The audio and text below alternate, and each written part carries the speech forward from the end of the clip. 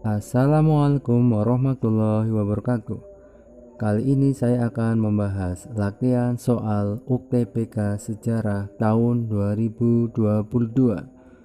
Soal yang pertama, perhatikan hal di bawah ini. Sejarah Indonesia modern tahun 1200 sampai 2008. Pelayaran dan perdagangan di Pelabuhan Palembang 1824 sampai 1864. Asia Tenggara dalam Koroniaga 1450 sampai 1680. Berdasarkan judul di atas, tulisan tersebut disusun dengan cara berpikir: A. Sinkronik, B. Diakronik, C. Sistematis, D. Kritis historis, E. Kritis dialektika. Jawabannya adalah B. Diakronik.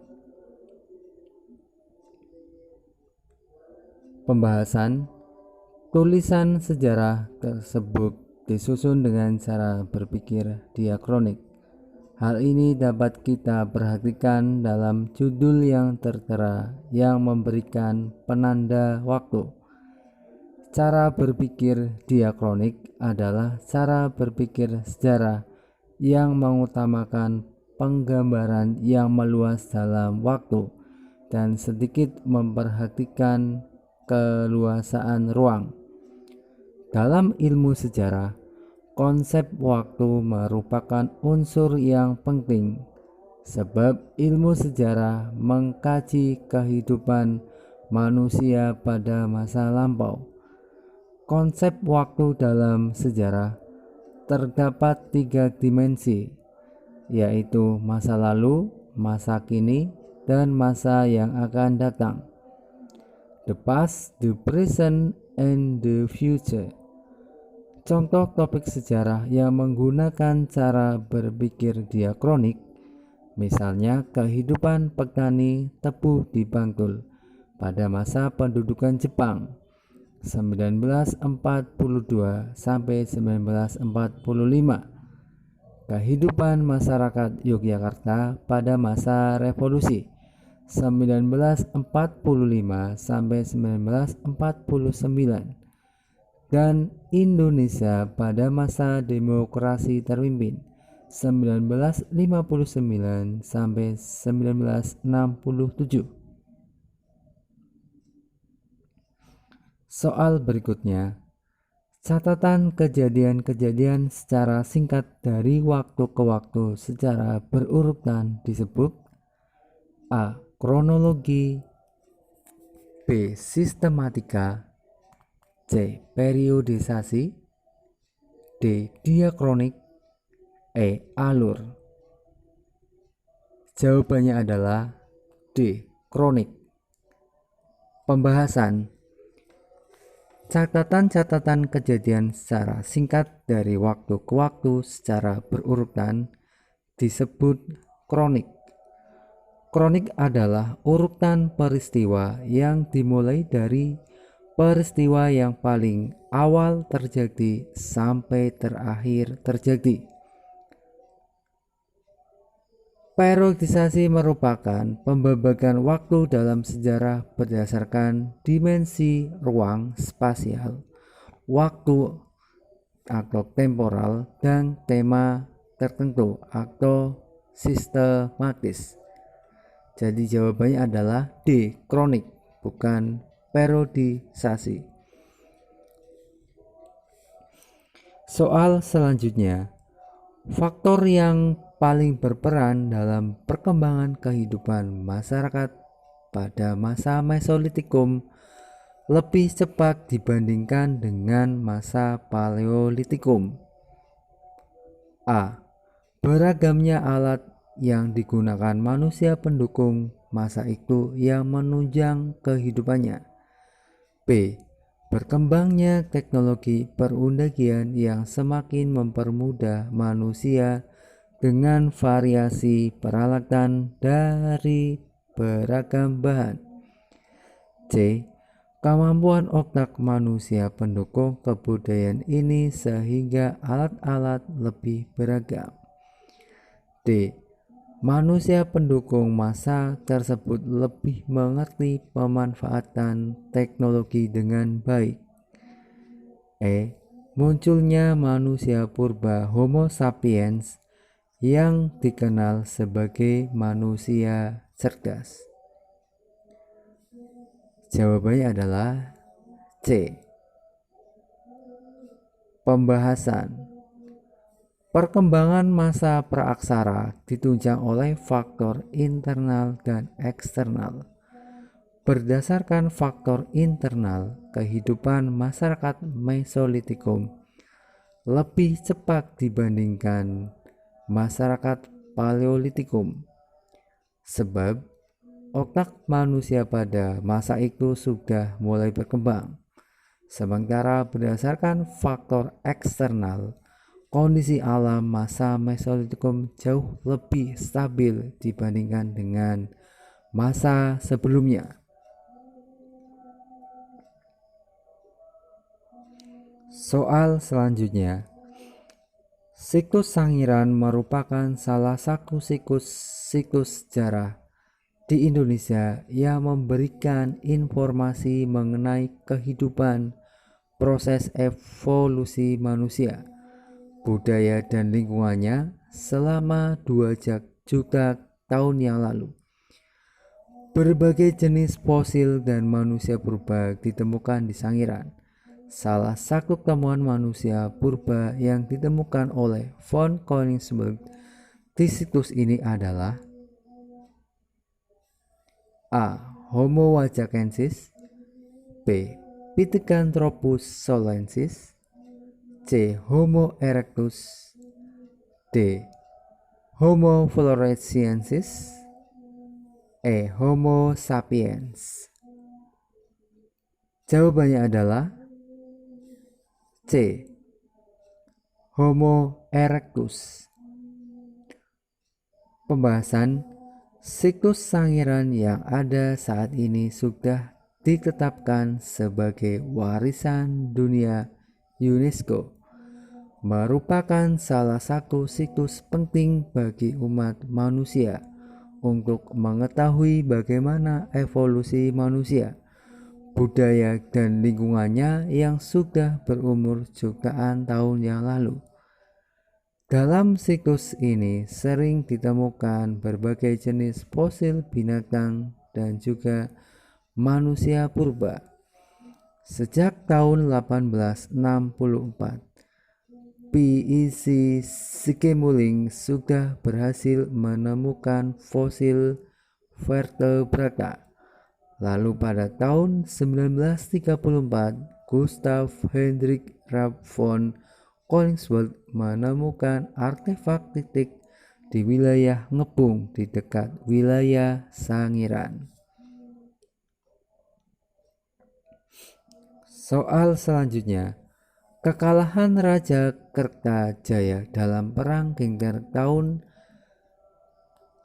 1222 menandai peristiwa A. Naiknya Raden Wijaya menjadi penguasa baru atas tanah Jawa. B. Runtuhnya dinasti Sanjaya digantikan dinasti Rajasa. C. Berakhirnya kerajaan Kediri dan munculnya kerajaan Singosari. D. Berakhirnya era kejayaan kerajaan-kerajaan Hindu-Buddha diganti masa kerajaan-kerajaan Islam. E. Dikuasainya kerajaan-kerajaan di Jawa oleh Sriwijaya dari Sumatera. Jawabannya adalah C. Berakhirnya kerajaan Kediri dan munculnya kerajaan Singosari. Pembahasan. Perang Gengger yang terjadi tahun 1222 merupakan perang antara Raja Kediri Kertajaya dengan seorang Akuwu dari Kumapel bernama Ken Arok. Perang tersebut ditandai oleh adanya keinginan Kertajaya agar disembah oleh para kaum Brahmana. Namun kaum Brahmana menolak dan kemudian mereka diancam oleh Kertajaya. Kaum Brahmana ini kemudian bersekutu dengan Ken Arok yang kebetulan berambisi menggulingkan kekuasaan Kertajaya di Kediri. Perang terjadi antara Kertajaya dan Ken Arok di desa Ganter dan kemudian dimenangkan oleh Ken Arok. Perang ini mengakibatkan runtuhnya kerajaan Kediri dan berakhirnya kerajaan Wangsa Isana. Maka dimulailah pemerintahan dinasti Rajasa yang dibangun oleh Ken Arok dan muncullah kerajaan Singosari yang kemudian menguasai Jawa Timur. Soal selanjutnya, Sriwijaya sebagai salah satu kerajaan terbesar di Nusantara pada abad 8-10 Masehi mendorong kehadiran orang-orang dari berbagai bangsa untuk datang. Salah satu musafir Tiongkok yang pernah singgah di kerajaan Sriwijaya adalah Ai Sing yang menuliskan keadaan kerajaan Sriwijaya bahwa A. Masyarakat Sriwijaya menganut agama Hindu yang taat. B. Kerajaan Sriwijaya maju dalam bidang agraris terutama beras. C. Kerajaan Sriwijaya mempunyai hubungan dagang dengan Mataram Islam.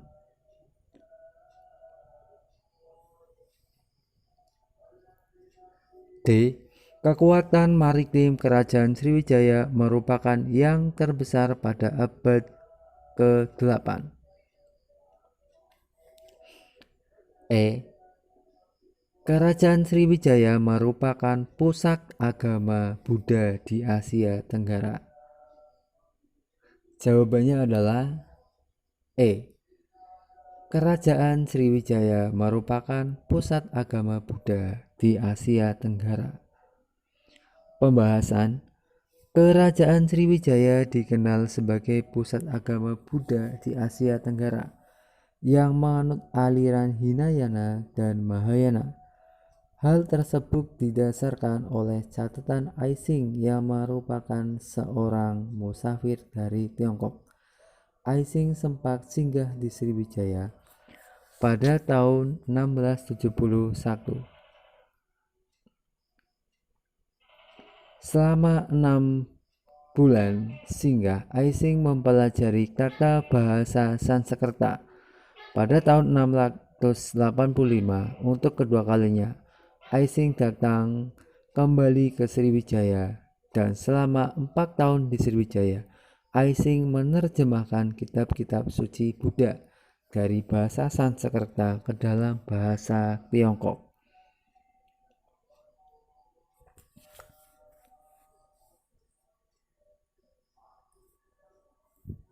Soal selanjutnya, budaya megalitik di Indonesia sangat berkembang khususnya dalam bentuk menhir dan pundan berundak. Keberadaan dua benda tersebut menunjukkan bahwa A. Masyarakat di Nusantara belum mengenal bercocok tanam. B. Masyarakat di Nusantara sudah memiliki tradisi pemujaan terhadap arwah nenek moyang. E. Kedua peninggalan tersebut merupakan alat bercocok tanam. D. Peralihan dari pola hidup food gathering ke food producing.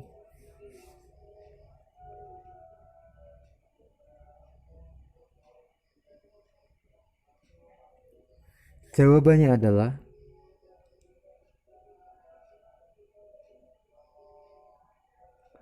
B. Pembahasan.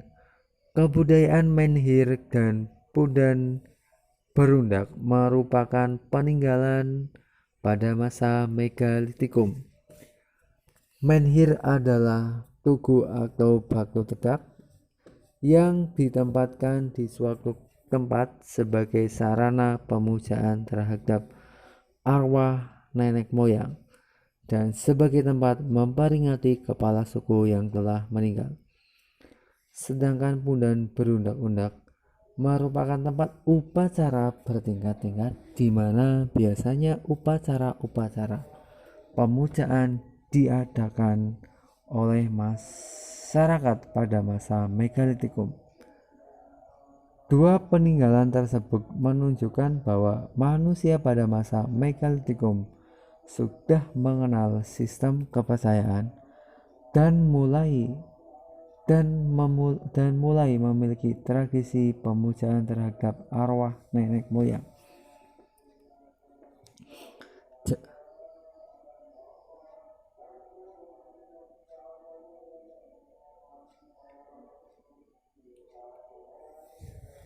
Salah satu wujud akulturasi pra-Hindu-Buddha dengan budaya Hindu-Buddha di bidang pemerintahan adalah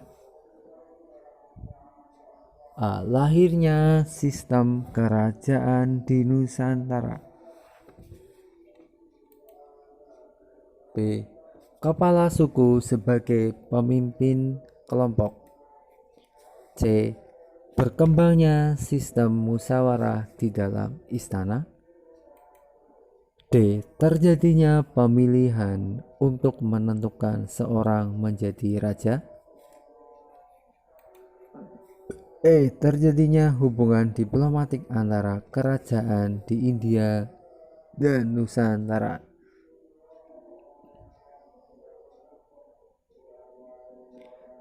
Jawabannya adalah A. Sebelum masuknya Hindu-Buddha ke Indonesia, sistem pemerintahan yang dianut di Indonesia berupa sistem pemerintahan desa, dipimpin oleh kepala suku yang dipilih berdasarkan kekuatan dan kelebihannya. Kemudian setelah masuknya pengaruh Hindu-Buddha, muncul konsep dewa-dewa raja yang dianggap sebagai titisan dewa, sehingga kekuasaan terpusat pada raja. Dari konsep inilah lahirlah sistem pemerintahan negara. Soal selanjutnya, salah satu pihak yang berperan dalam proses penyebaran Islam di Indonesia adalah golongan Sufi melalui cara A. Perdagangan, B. Perkawinan, C.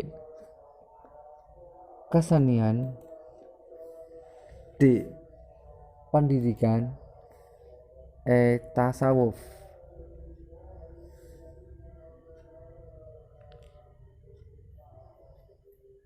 Jawabannya adalah E. Tasawuf.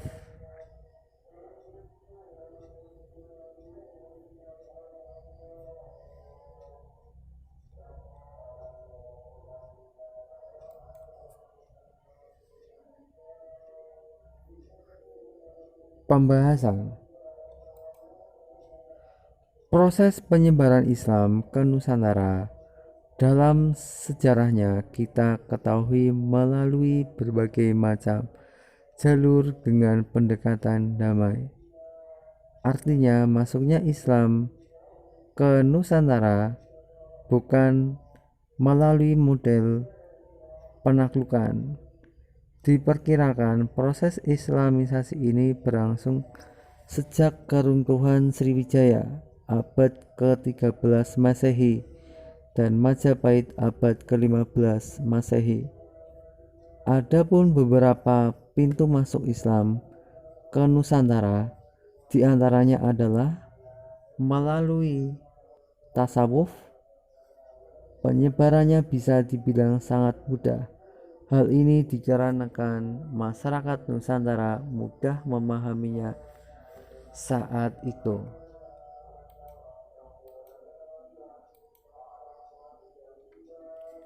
Soal selanjutnya, Arti penting kerajaan Ternate dalam dunia perdagangan pada abad ke-15 adalah sebagai A. Penghasil kain kartun terbesar, pusat Islam satu-satunya di Nusantara Timur. C. Pemilik armada laut yang kuat dan tangguh. D. Pusat rempah-rempah terbesar.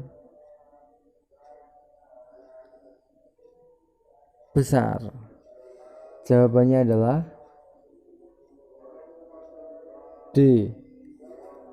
Pembahasan ramainya perdagangan rempah-rempah dan berbagai produk lainnya menjadikan Nusantara tempat yang menarik bagi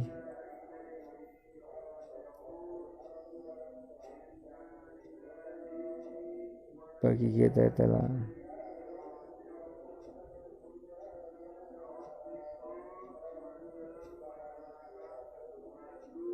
Jawabannya adalah pusat rempah-rempah terbesar.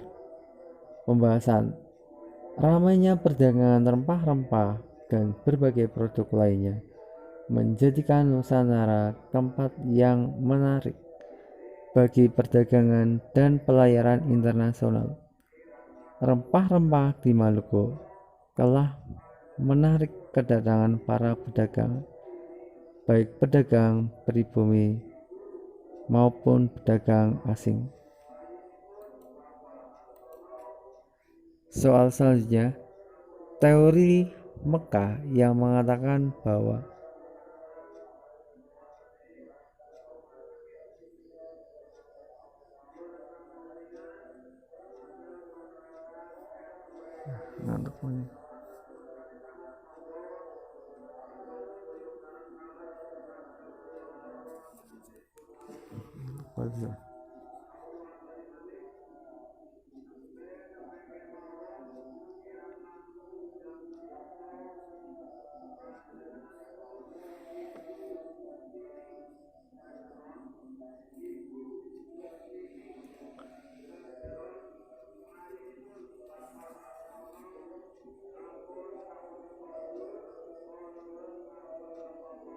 teori Mekah yang mengatakan bahwa masuknya Islam ke Nusantara dibawa langsung oleh para musafir Arab merupakan teori yang dicetuskan oleh Van Leur, Buya Hamka, H. Jones, dan T.W. Arnold.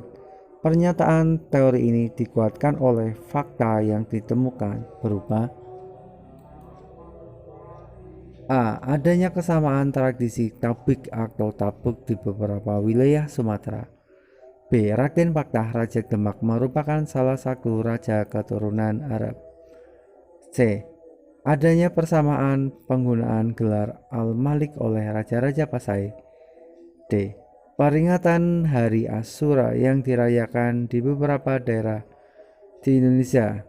E. Berkembangnya syair seperti kisah 1001 Malam di Indonesia. Jawabannya adalah C. Adanya persamaan penggunaan gelar Al-Malik oleh raja-raja Pasai. Pembahasan teori Mekah merupakan teori yang mengatakan bahwa masuknya Islam ke Nusantara dibawa langsung oleh para musafir Arab yang memiliki semangat untuk menyebarkan Islam ke seluruh dunia pada abad ke-7. Selain itu, di Samudra Pasai, mazhab yang terkenal adalah mazhab Syafi'i. Mazhab ini dianut sebagian besar masyarakat di Arab dan Mesir pada saat itu. Kemudian yang terakhir adalah digunakannya gelar Al-Malik pada raja-raja Samudra Pasai seperti budaya Islam di Mesir. Soal selanjutnya, Trawulan sebagai salah satu kota kuno pada abad pertengahan di Indonesia memiliki peninggalan mata uang Majapahit yang merupakan salah satu bukti adanya sistem moneter dan hubungan perdagangan dengan bangsa lain. Salah satu mata uang lokal yang berlaku pada masa kerajaan Majapahit adalah A. Gubuk wayang, B. Kepeng, C. Krisnala, D. Dirham, E. Emas dan perak. Jawabannya adalah yang A. Pembahasan. Sebelum masa kerajaan Hindu-Buddha, perdagangan di Nusantara telah menuntut ke penggunaan alat pembayaran yang bisa diterima secara umum sebagai pengganti sistem barter. Mulanya, alat pembayaran yang digunakan masih sangat sederhana, seperti di wilayah Irian yang memakai kulit kerang dengan jenis tertentu, lalu di wilayah Bengkulu dan Pekalongan yang memakai manik-manik, dan di wilayah Bekasi memakai belincung atau semacam kapak baku sebagai alat pembayaran pada saat itu. Soal selanjutnya, dari sisi geografis, ekonomi, perkembangan pesat Kerajaan Demak didukung oleh kondisi A. Pesatnya pertumbuhan agama Islam di Demak yang tentu saja disukai oleh para pedagang Muslim hingga mau datang ke Demak. B.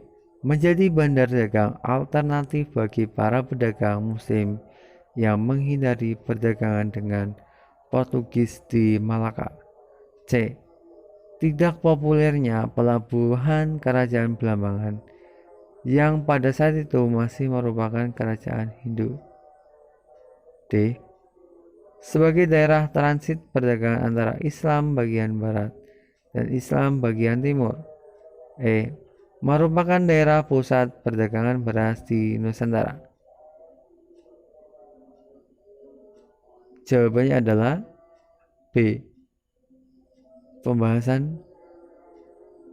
Demak seperti kita ketahui berada di pesisir utara Pulau Jawa dan merupakan pusat kekuasaan kerajaan Islam pertama di Pulau Jawa. Berdiri pada akhir abad 15. Demak sendiri didukung oleh sektor agraris dalam perekonomian mereka. Namun karena posisinya berada di pesisir, menjadikan Demak sebagai kerajaan yang juga mengendalikan perdagangan. Memasuki awal abad 16 Masehi atau tepatnya pada saat puncak dari Kurun Niaga atau perdagangan kuno, Malaka yang menjadi pusat perdagangan Asia jatuh ke tangan Portugis. Portugis serta-merta menerapkan kebijakan merkantilismenya melalui praktek monopoli perdagangan. Hal ini bertolak belakang dengan konsep Emporio Malaka yang mengedepankan perdagangan bebas, sehingga sejak Portugis menduduki Malaka, para pedagang pembeli yang biasanya melakukan perdagangan di Malaka mencari pelabuhan-pelabuhan yang bebas dari pengaruh merkantilisme Portugis. Dari situasi ini muncullah beberapa pelabuhan-pelabuhan dagang di Nusantara yang mengambil peran seperti Malaka atau seperti Aceh.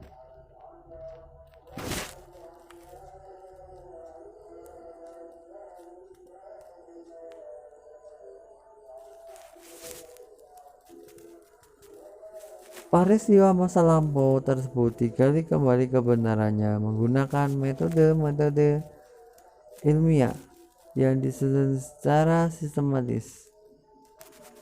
Hal ini merupakan ruang lingkup sejarah sebagai A. Ilmu, B. Peristiwa, C. Kisah, D.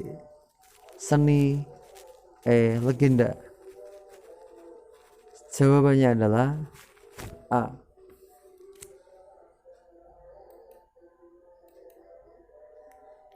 pembahasan. Ruang lingkup adalah sebuah batasan banyaknya subjek yang tercakup dalam sebuah masalah, terutama dalam kajian keilmuan baik sains maupun sosial. Oleh karena itu, ruang lingkup sejarah secara umum dapat diartikan sebagai batasan-batasan dalam mengkaji dan membahas tentang masalah sejarah yang ada. Dengan struktur sejarah, ruang lingkup terdiri dari A. Sejarah sebagai ilmu.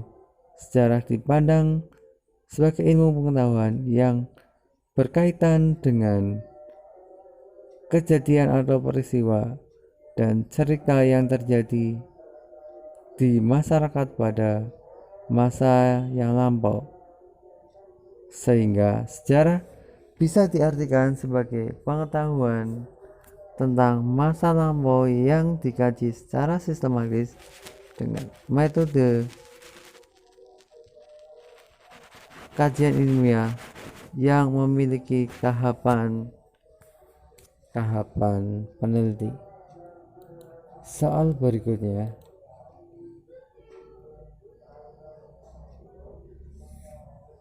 sejarah sebagai peristiwa. Dalam hal ini, sejarah sangat erat kaitannya dengan sesuatu yang tidak terjadi di masa lalu. Namun, hal tersebut memang benar-benar ada dan nyata. Ciri-cirinya antara lain menyangkut kejadian penting seperti nyata dan juga aktual. Sejarah sebagai kisah. Dalam hal ini, lingkup sejarah merupakan kejadian-kejadian pada masa lalu.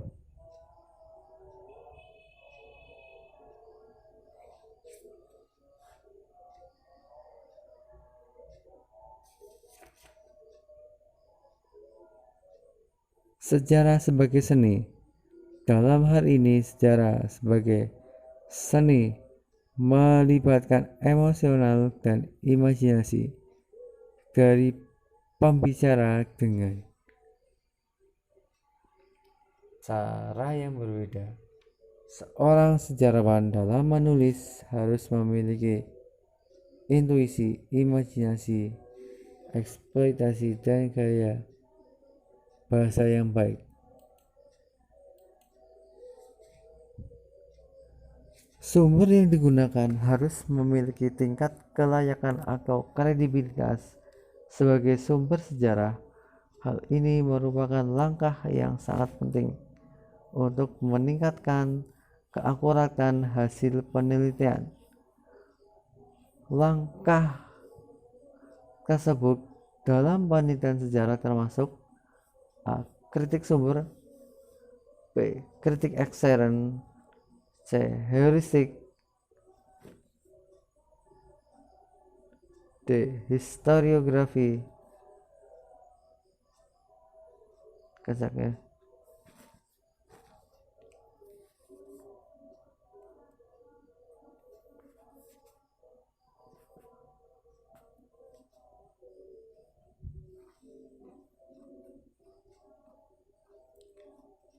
Sumber yang digunakan harus memiliki tingkat kelayakan atau kredibilitas sebagai sumber sejarah. Hal ini merupakan langkah yang sangat penting untuk meningkatkan keakuratan hasil penelitian. Langkah-langkah tersebut dalam penelitian sejarah termasuk A. Kritik ekstern, B. Kritik ekstern, D. Historiografi, E. Interpretasi.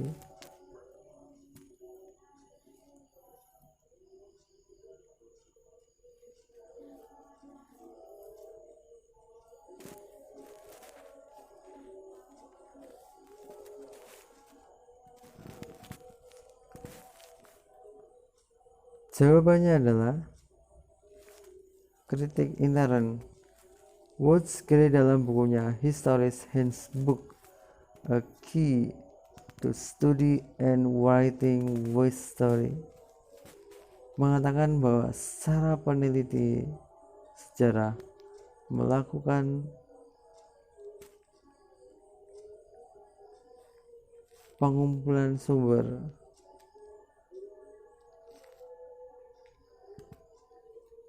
langkah-langkah berikutnya yang mesti dia lakukan adalah kritik, berharap sumber tersebut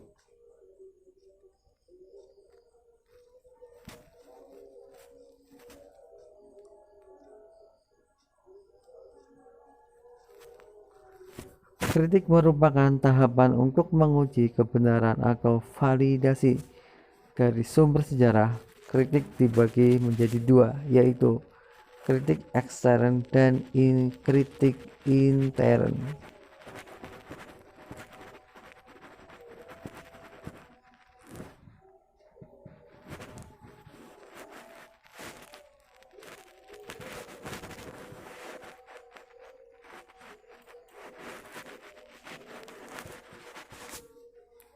Berikut ini merupakan peninggalan bangsa Deutero Melayu di Nusantara, yaitu A. Kapak lonjong, B. Kapak persegi, C. Kapak pendek, E. Kapak corong, E. Kapak genggam. Jawabannya adalah yang D. Bangsa Deutero Melayu atau Melayu Muda berasal dari Dongson, Vietnam Utara, sehingga terkadang mereka ini disebut dengan orang-orang Dongson. Mereka datang ke Nusantara diperkirakan pada abad 5000 sebelum Masehi dan melalui jalur di bagian barat Indonesia dengan rute Semenanjung Malaya, Sumatera hingga memasuki Pulau Jawa dan Nusa Tenggara. Mereka memperkenalkan kebudayaan baru di Nusantara, yaitu teknik pengolahan logam atau perundagian dengan teknik masyarakat Nusantara. Secara perlahan-lahan mulai menggantikan alat dari batu. Hasil kebudayaan logam dari bangsa Deutero Melayu dan Melayu masih sangat benderang.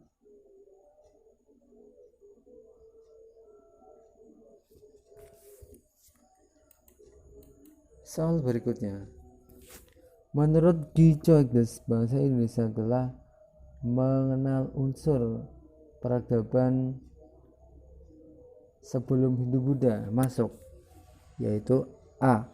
memelihara ternak, B. kepercayaan kepada penguasa lautan, C.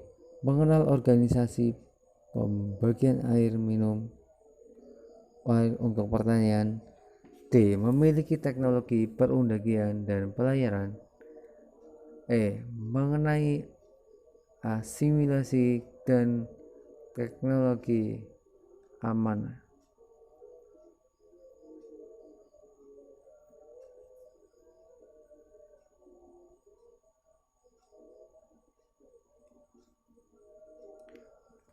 Ya, jawabannya adalah B. Sebelum kedatangan pengaruh kebudayaan Hindu-Buddha, diperkirakan tahun tersebut abad 22 sebelum Masehi, menyatakan di Nusantara sudah memiliki peradaban yang sangat maju. Dalam berbagai bidang, Solo ngajak Solo.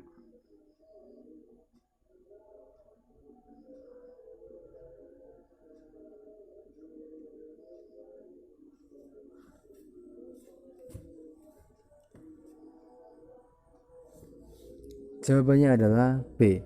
Sebelum kedatangan pengaruh Hindu-Buddha yang diberikan abad sebelum Masehi, masyarakat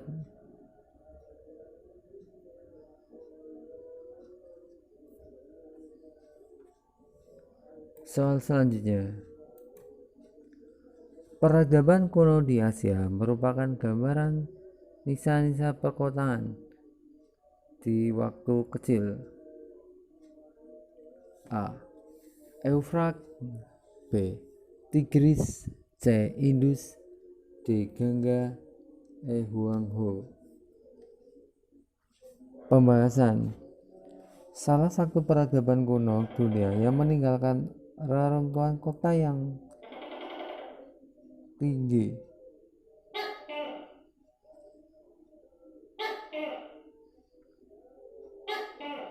Peradaban di Sungai Indus pertama kali dikembangkan oleh bangsa Dravida abad 3000 sebelum Masehi, sebelum peradaban yang diambil oleh bangsa Arya yang kemudian menggambarkan. Jawabannya adalah C. Salah satu peradaban kuno di dunia yang meninggalkan reruntuhan kota hingga saat ini terlihat adalah peradaban lembah Sungai Indus di India.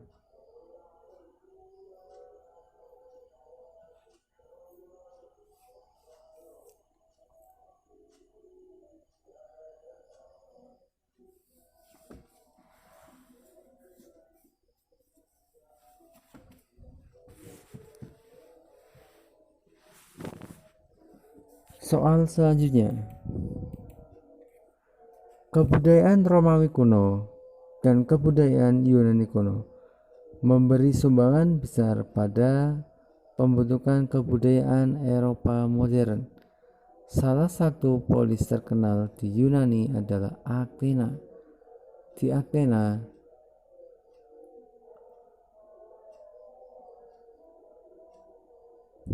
ilmu pengetahuan dapat berkembang dengan pesat karena A. Orang Athena menganut politeisme. B. Orang Athena banyak bergaul dengan bangsa lain. D. Karena Athena hidup ahli pengetahuan. D. Polis Athena yang bersifat demokratis, banyak memberikan kebebasan kepada rakyatnya. E. Orang Athena banyak berlayar, maka kaya akan pengalaman dan pengetahuannya. Jawabannya adalah D. Peradaban Yunani kuno berlangsung selama lebih dari 2000 sebelum Masehi.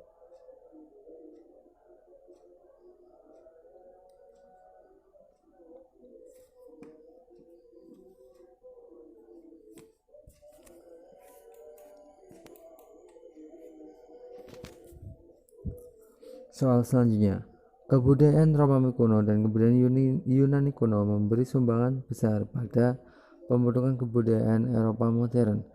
Salah satu polis terkenal Yunani adalah Athena. Athena, ilmu pengetahuan dapat berkembang pesat karena A. Orang Athena menganut politeisme. B. Orang Athena banyak bergaul dengan bangsa lain. C. Athena banyak hidup ahli pengetahuan. D. Polis Athena banyak hidup di pengetahuan dan memberikan kebebasan kepada rakyat. Orang Athena bahwa banyak berlayar, maka kaya akan pengalaman dan pengetahuan.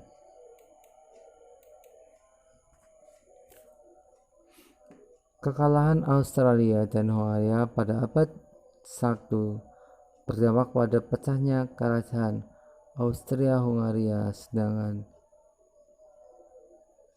kekalahan Bab Axis pada perang abad 22 menyebabkan hancurnya Jepang, Nazi, Jerman, Italia. Pecahnya Perang Dunia I dan Perang Dunia II menjadi bukti bahwa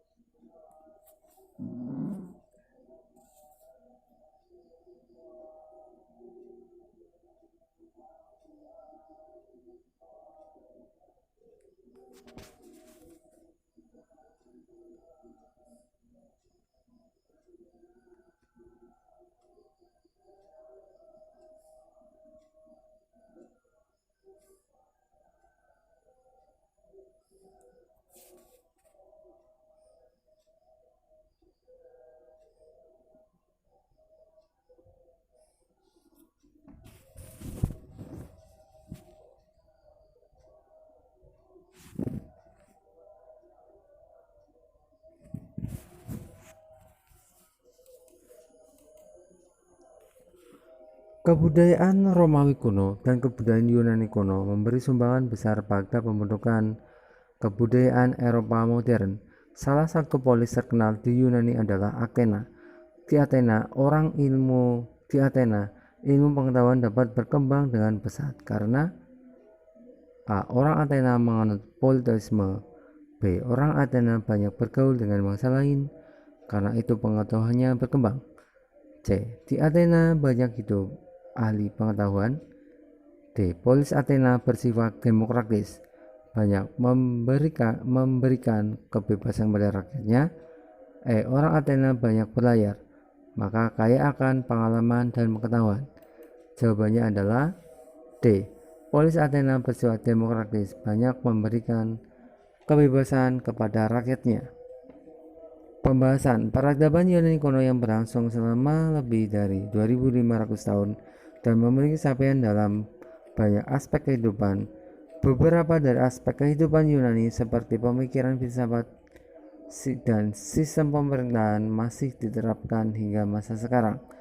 Sistem pemerintahan peradaban Yunani kuno adalah negara kota, city-state, yang terdiri dari banyak polis atau kota berdaulat. Polis-polis yang berada di Athena banyak dicatat dalam sejarah adalah polis Athena dan polis Sipra. Kedua polis ini kerap dibandingkan karena perbedaan dalam kehidupan sosial kemasyarakatan. Polis Athena lebih maju dibandingkan polis Sparta. Polis Athena melahirkan banyak peninggalan dalam bidang sains, filsafat, dan pengetahuan yang saat ini masih banyak digunakan. Oleh salah satunya adalah ide tentang demokrasi dalam pemerintahan yang dikembangkan pertama kali oleh Socrates. Soal selanjutnya, pelaksanaan politik etis di Hindia Belanda bukannya tanpa perlawanan, dan hal tersebut terlihat dari kritik yang disampaikan oleh Ernest Dowsteker yang berisi A. Politik etis hanya merupakan perluasan bentuk dari komersialisasi politik ekonomi liberal yang dilaksanakan sebelumnya. B. Tuntutan yang harusnya mendapat perlakuan tidak hanya pribumi tetapi semua penduduk Hindia Belanda. C. Praktek politik etis masih menunjukkan diskriminasi seperti yang terlihat dalam bidang eksekusi atau pendidikan.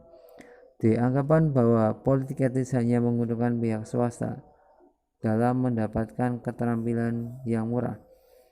E. Pelaksanaan politik etis yang tidak menyeluruh di segala bidang dan tidak sesuai dengan pendirian rakyat pribumi selama pendudukan Belanda. Jawabannya adalah B. Pelaksanaan politik etis dirasa kurang tepat dan menyeluruh menurut Ernest Dowsteker karena beberapa program yang terdapat dalam kebijakan tersebut ditunjukkan oleh kaum pribumi, sedangkan orang-orang campuran Indo terabaikan. Contohnya dalam pendidikan, kaum campuran tidak hanya memiliki atau menikmati berbagai jenjang pendidikan dan mengharuskan ke luar negeri jika ingin melanjutkan ke jenjang yang lebih tinggi.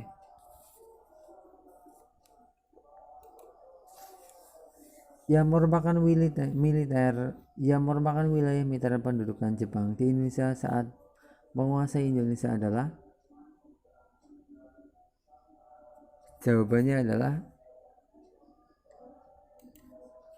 B. Salah satu usaha Jepang di Indonesia untuk mempertahankan wilayah kekuasaannya adalah dengan membentuk pusat militer di Indonesia yang terdiri 3 wilayah militer. Yang pertama, pemerintahan militer darurat Angkatan Darat ke-25, pusatnya di Sumatera Barat, Bandung.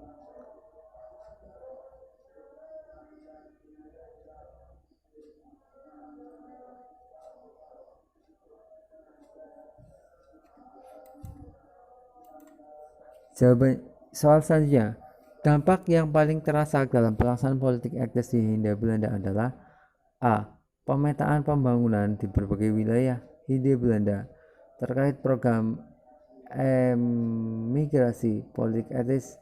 Terjadi kualitas tanaman perkebunan milik pemerintah maupun pribumi sebagai dampak dari irigasi. C. Pendirian sekolah-sekolah umum untuk semua warga Hindia Belanda tanpa terkecuali. D. Kebebasan berpolitik dalam Volkswagen warga Hindia Belanda.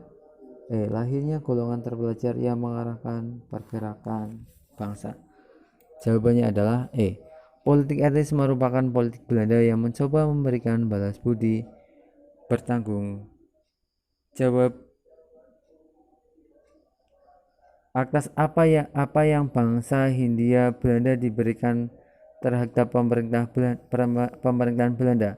Dengan dilaksanakannya politik etnis di Hindia Belanda membuat perubahan yang signifikan dalam perjuangan bangsa, yaitu dengan munculnya kaum terpelajar yang menerima pendidikan modern dan nantinya memimpin pergerakan bangsa Indonesia.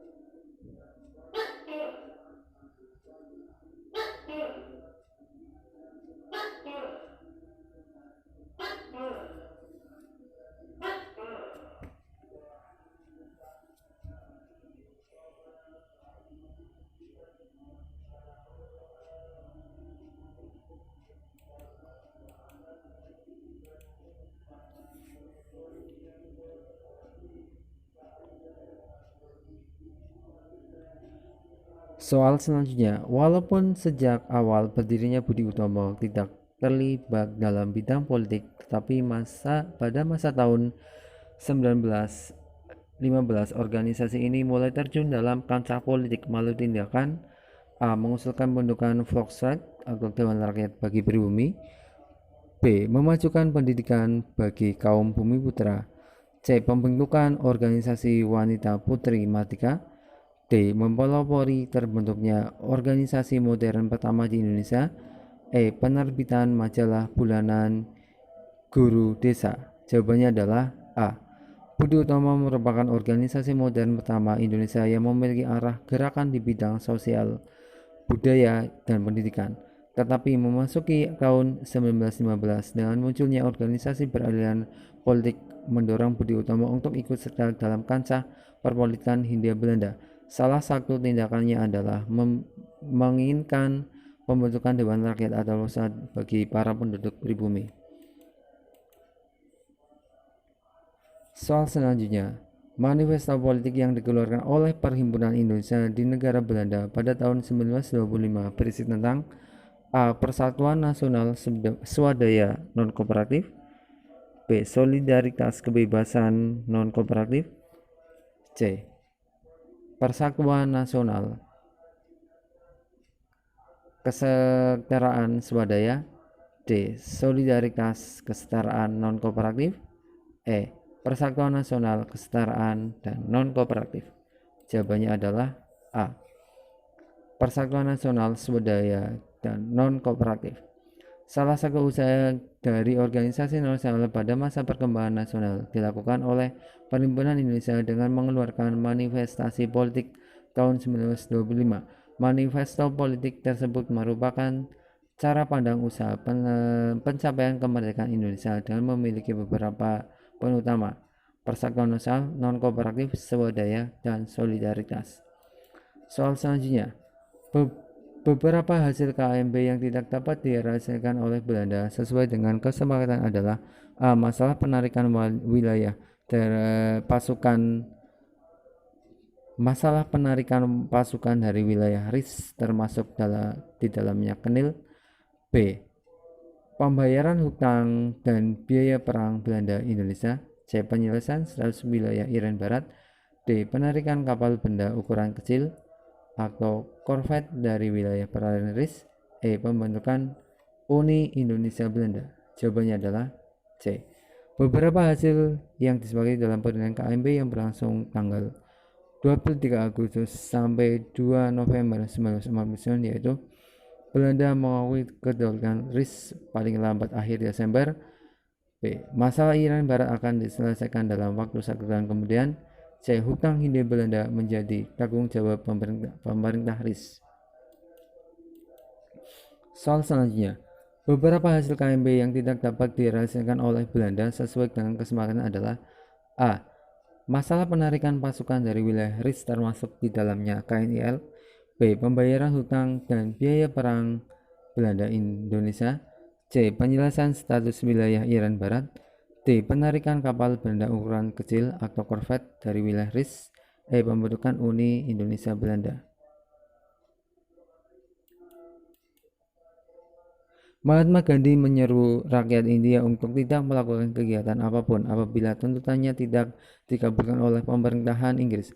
Hal ini dikenal dengan A. Hartal, B. Ahimsa, C. Swadesi, D. Satyagraha, D. E. Demokrasi.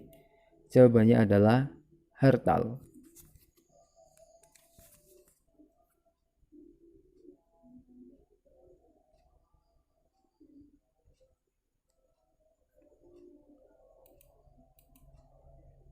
Soal selanjutnya, pemerintah kolonial Belanda mengumumkan pembentukan parlemen di Hindia Belanda melalui A. Stadsblad nomor 114 tahun 1916.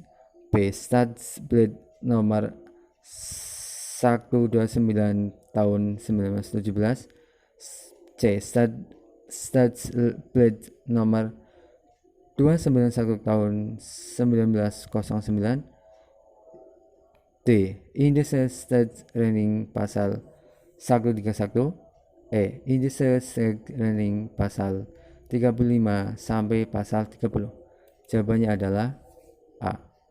Pembentukan Volksraad pada awalnya hadir atas desakan kaum Bumiputra yang menuntut adanya perwakilan dalam lembaga parlemen pada masa pergerakan nasional.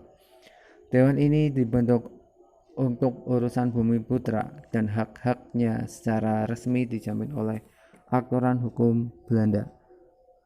Pada awalnya Volksraad bernama Dewan Kolonial, namun diubah menjadi Dewan Rakyat atau Volksraad yang dikeluarkan melalui keputusan Indische Staatsreinigung Wet of the Staatsreinigung Nederlandse Indische Staatsreinigung pasal 53 sampai pasal 80 bagian kedua tanggal 16 Desember 1916 setelah diumumkan dalam Stadsblad nomor 114 tahun 1916.